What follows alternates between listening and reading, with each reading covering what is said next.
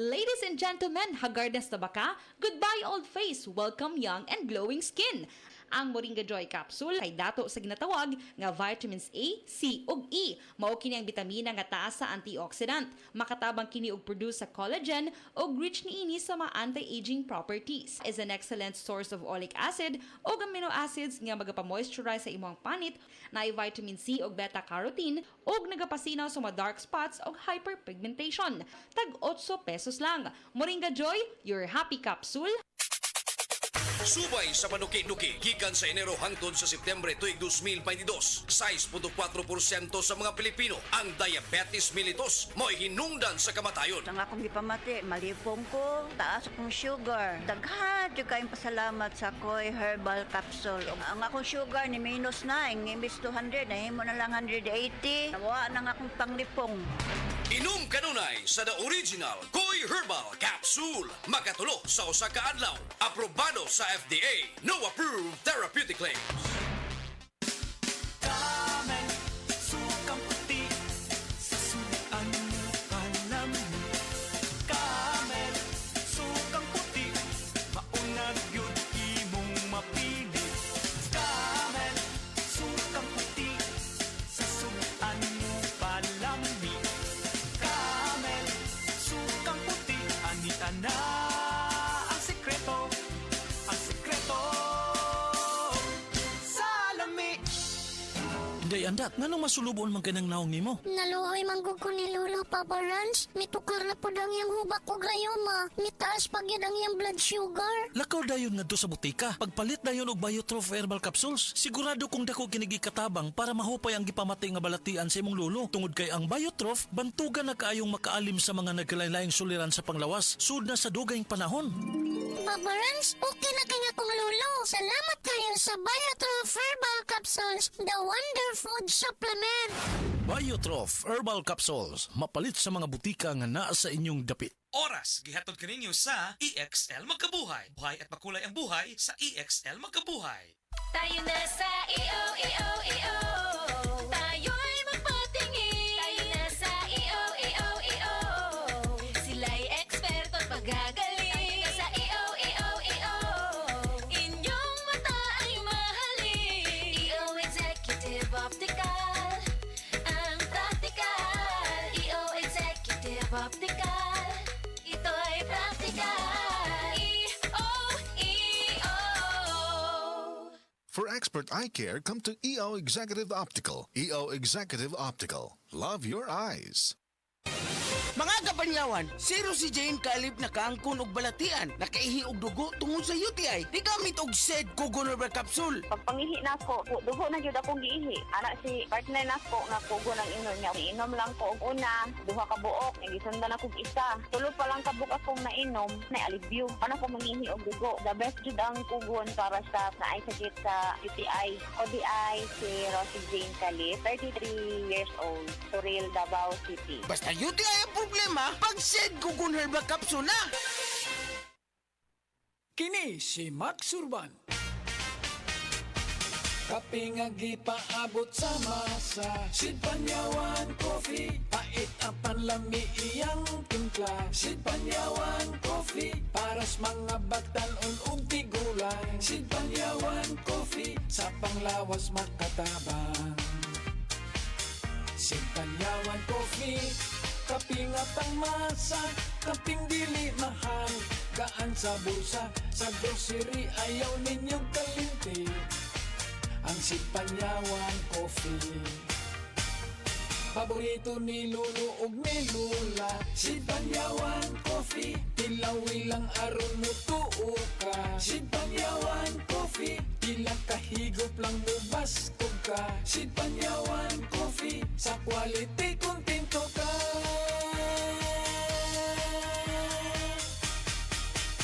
Produkto sa Sid Marketing Incorporated. Pag kayo'y nabasagan, madaling remedyohan. Pagkatapos dikitan, Parang bago na naman.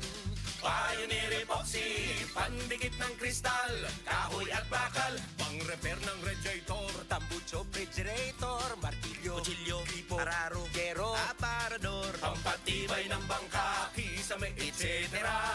Pioneer Epoxy, Pioneer Epoxy, paborito ng bayan.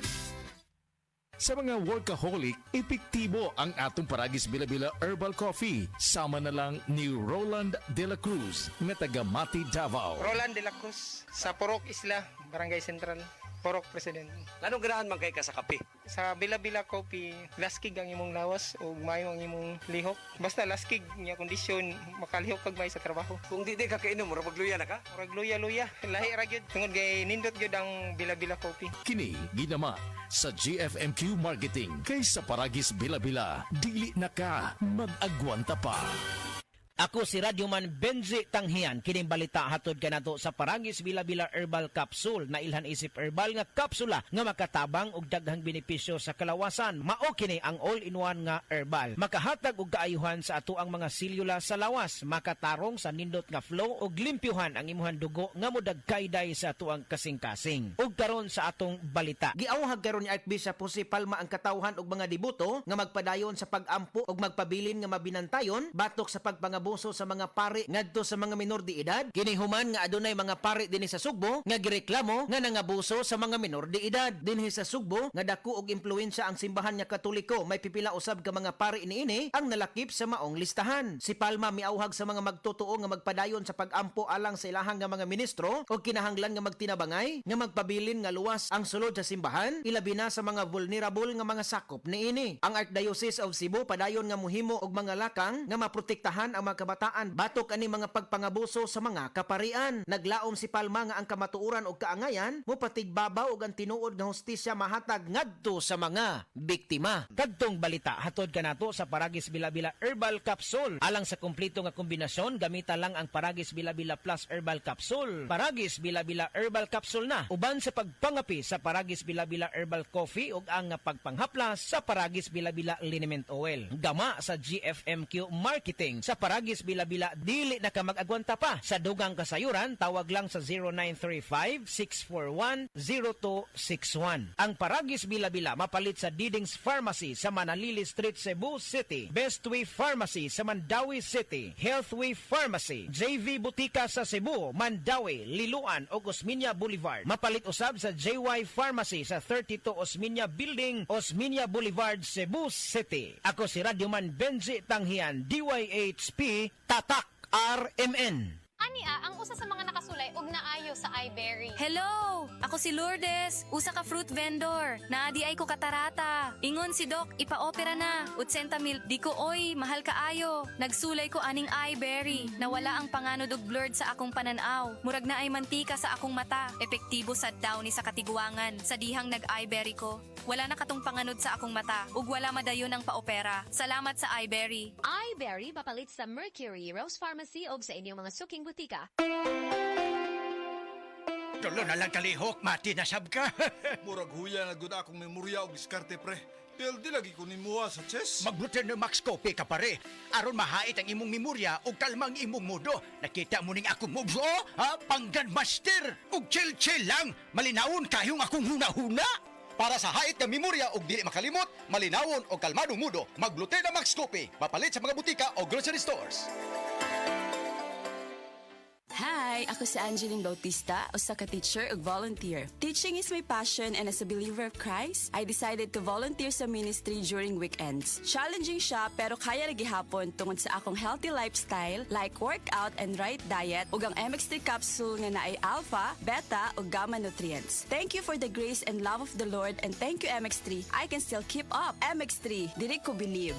Mahalagang paalala, ang MX3 capsule ay hindi gamot at hindi dapat gamiting panggamot sa anumang uri ng sakit. Be extraordinary with MX3. Pagbasa sa 10 kabanata ng Aklat ni Juan, ang talinhaga tungkol sa pastol, talata 1-42. Pakatandaan ninyo, ang pumapasok sa kulungan ng mga tupa nang hindi sa pinto nagdaraan kundi umaakyat sa di dapat pagdaanan ay magnanakaw at tulisan. Ang tunay na pastol ay sa pintuan nagdaraan.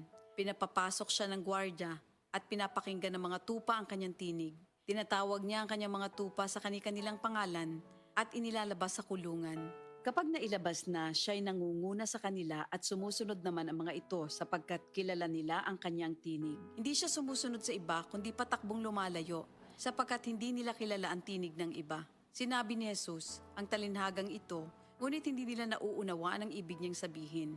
Kaya't muling sinabi ni Jesus, pakatandaan nyo, ako nga ang pintuang dinaraanan ng mga tupa. Ang mga nauna sa akin ay mga magnanakaw at mga tulisan, ngunit hindi sila pinapakinggan ng mga tupa. Ako ang pintuan. Ang sino mang pumapasok sa pamamagitan ko ay maliligtas. Papasok siya't lalabas at makakatagpo ng pastulan. Dumarating ang magnanakaw para lamang magnakaw, pumatay at manira. Naparito ako upang ang mga tupa ay magkaroon ng buhay, ng isang buhay na masagana at ganap. Ako ang mabuting pastol. Iniaalay ng mabuting pastol ang kanyang buhay para sa mga tupa. Ang bayaran ay tumatakas kapag may dumarating na asong gubat. Iniiwan niya mga tupa, palibas ay hindi siya pastol at hindi kanya ang mga ito. Kaya't sinusunggaban ng asong gubat ang mga ito at binubulabog. Tumatakas siya, palibas ay bayaran lamang at walang malasakit sa mga tupa. Ako nga ang mabuting pastol, kung paanong kilala ko ng Ama at siya kilala ko, gayon din naman, kilala ko ang aking mga tupa at ako'y kilala nila. At iniaalay ko ang aking buhay para sa aking mga tupa. Mayroon akong iba pang mga tupa na wala pa sa kulungang ito. Kinakailangan sila'y ipasok ko rin at papakinggan naman nila ang aking tinig. Sa gayon magiging isa na lamang ang kawan at isa ang pastol. Dahil dito'y minamahal ako ng Ama, sapagkat iniaalay ko ang aking buhay upang ito'y kunin kong muli. Walang makakakuha ng aking buhay kung sa ko itong ibinibigay. Mayroon akong kapangyarihang ibigay ito at kuning muli. Ito ang utos na tinanggap ko sa aking Ama. Dahil sa mga pananalitang ito, hindi na naman nagkaisa ng palagay ang mga Hudyo. Marami sa kanila nagsabi, sinasapian na ito ng demonyo at nababaliw. Bakit ba kayo nakikinig sa kanya? Sinabi naman ng iba, hindi nakakapagsalita ng gano'n ng isang sinasapian ng demonyo. Nakakapagpagaling ba ng bulag ang demonyo? Taglamig na noon at kasalukuyang ipinagdiriwang sa Jerusalem ang pista ng pagtatalaga ng templo. At habang naglalakad si Jesus sa templo, sa portiko ni Solomon, pinaligiran siya ng mga Hudyo at sinabi sa kanya, hanggang kailan mo ba kami ilalagay sa alanganin? Kung ikaw nga ang Kristo, sabihin mo na ng tuwiran. At sumagot si Jesus, sinabi ko na sa inyo, ngunit ayaw ninyong maniwala. Ang mga ginagawa ko sa pangalan ng aking Ama ay nagpapatotoo tungkol sa akin. Ngunit ayaw ninyong maniwala sapagkat hindi kayo kabilang sa aking mga tupa. Nakikinig sa akin ng aking mga tupa. Nakikilala ko sila. Sumusunod sila sa akin. Binibigyan ko sila ng buhay na walang hanggan. Kailan may hindi sila mapapahamak at hindi sila maaagaw sa akin ninuman. Ang aking Ama na siyang nagbigay sa kanila, sa akin, ay lalong dakila sa lahat at hindi sila maaagaw ninuman sa aking Ama. Ako at ang Ama ay iisa. Ang mga pinuno ng mga Hudyo muling dumampot ng bato upang batuhin siya. Kaya't sinabi sa kanila ni Jesus, marami akong mabubuting gawang ipinakita sa inyo mula sa Ama. Alin ba sa mga ito ang dahilan at ako'y inyong gustong batuhin? Sumagot ang mga pinuno ng mga Hudyo, hindi dahil sa mabubuting gawa kaya ka namin babatuhin, kundi dahil sa paglapastangan mo sa Diyos, sapagkat nagpapanggap kang Diyos, bagamat tao ka lamang. Tumugon si Jesus, di ba nasusulat sa inyong kautusan? Sinabi ko, mga Diyos kayo. Mga Diyos ang tawag ng kautusan sa mga pinagkatiwalaan ng salita ng Diyos at hindi maaaring ipawalang bisa ang sinasabi ng kasulatan. Ako'y pinili at isinugo ng Ama. Paano ninyo ngayon masasabing nilalapastangan ko ang Diyos? Dahil sa sinasabi kong ako ang anak ng Diyos? Kung hindi ko ginagawa ang mga pinapagawa ng aking Ama, huwag niyo akong paniwalaan. Ngunit kung ang ginagawa ko ay ang mga ito, paniwalaan ninyo ang aking mga gawa kung ayaw ninyong maniwala sa akin. Sa gayon matitiyak ninyong nasa akin ang Ama at ako'y nasa Kanya.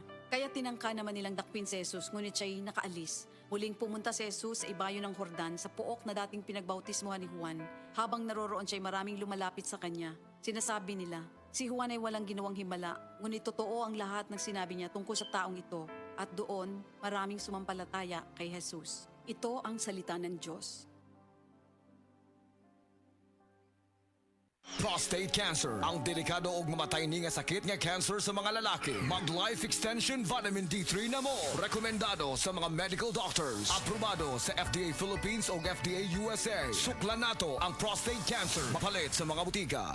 Kinahanglan ligo ng diskarte mo nga mag-blend 45 malunggay coffee na ay lami nga kaping Pinoy na swak sa panglasa. Dunay Pinoy tibay resistensya tungod kay naay kamunggay, vitamin C ug zinc with proper diet and exercise. Blend 45 malunggay coffee, ang kape sa madiskarte. Sulit sa bulsa mo nga palit na. Timplang Pinoy nga abot kaya. Mao ka na ang Blend 45, ang kape sa madiskarte. Hello girlies! Dalaga og minyo, permanente ba magsakit ang imong puson? Aduna ba kay menstrual cramps or dysmenorrhea? Ang Moringa Joy aduna kini 38 mg nga iron, 25 times ikumpara sa spinach nga makatabang nga mo revitalize sa blood loss during menstruation. Ang mga babayi adunay dysmenorrhea tungod sa pagbira sa atong uterus o sa ato ang ovary. Ang pagtaas sa prostaglandin nga usa ka chemical sa atong lawas mao kana ang hinungdan ngano ang babaye adunay dysmenorrhea. Ang Moringa Joy capsule mapalit sa tanang nga bodika duol sa inyuhang mga lugar tag 8 pesos lang kada kapsula. Makaayog yun sa imong katarata ang iBerry. Ato paminahon sa testimonya sa naayo sa iBerry. Ako si Dorothy, store attendant sa Carmen. Nakasulay na ko aning iBerry mga isa ka buwan. Kay gusto ko mawala ang akong katarata. Puwerte ra ba pamula sa akong mata? Og di gyud ko kaklaro inigbasa. Mahal pud ang pagpa-opera. Pero nagpasalamat gyud ko sa iBerry. Kay nakatabang sa akong mata. Unya permanente ko na ni ginatuman kay may alibyo. Daghan salamat sa iBerry. iBerry mapalit sa Mercury, Rose Pharmacy o sa inyong mga suking butika. Ang himsog nga lang sa ubaga, magpasabot usab og himsog nga panglawas sa kanitibukan. Likay sa polusyon sa hangin, pagpanigarilyo o second-hand smoke ug mga aktibidad nga makadaot niini. Kauban ang sakong diet, pagkatug og exercise, masiguro ang healthy lungs ug inom og Vitalungs capsule. Protect your lungs and protect your life with Vitalungs.